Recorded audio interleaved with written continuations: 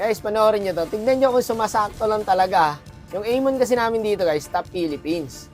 Panoorin nyo siya gumalaw guys. May papansin kayo sa kanya. Mabilis siyang gumalaw pagdating sa kilan eh. Ayun, mabilis siyang pumalo up.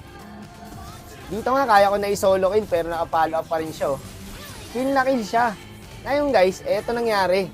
Magkaka-lord na 45 seconds. Ngayon, napita si Idol. Hindi namin na-end. Kami pa naubos. Tatapusin na lang to eh. Kukunin na lang yung Lord eh. May mga gantong core talaga, ano, mukhang kill lang. Ayaw mag-objectives. Dito na-tilt na ako. Sumugod na rin ako dyan. Bahala na kayo. Ayaw nyo tapusin eh. Hindi niya maantay yung Lord guys. Kasi yung nasa isip niya, puro kill. Dito muntik pa kami. Buti na-dep namin. Eto, nangyari ulit guys. Same thing. Katulad ng una. Hindi namin matapos-tapos tong laro na to. 38 seconds guys, up na yung Lord. Napitas ulit si tropa. Tapos dito, naubos ulit kami. Awit nga, parang sakto talaga lagi eh.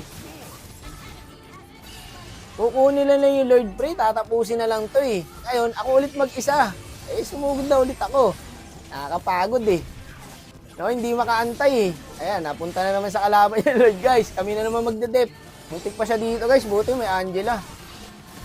Ang kulit eh, no? Laging sakto kung kailan magkakalord, tsaka siya nagpapapitas. Hindi ko alam ha kung talagang sumalakto lang guys. Muntik pa kami dyan, pre oh. Pumasok pa yung Moskov.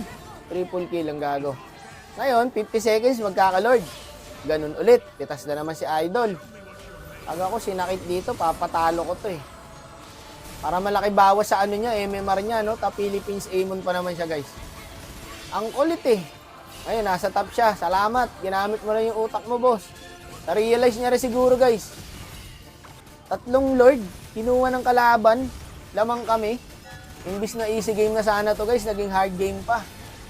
Kami mga ganyan jungle talaga, guys. Puro kill lang gusto. Walang objectives. Palang yaka, boss. Muntik pa tayo doon.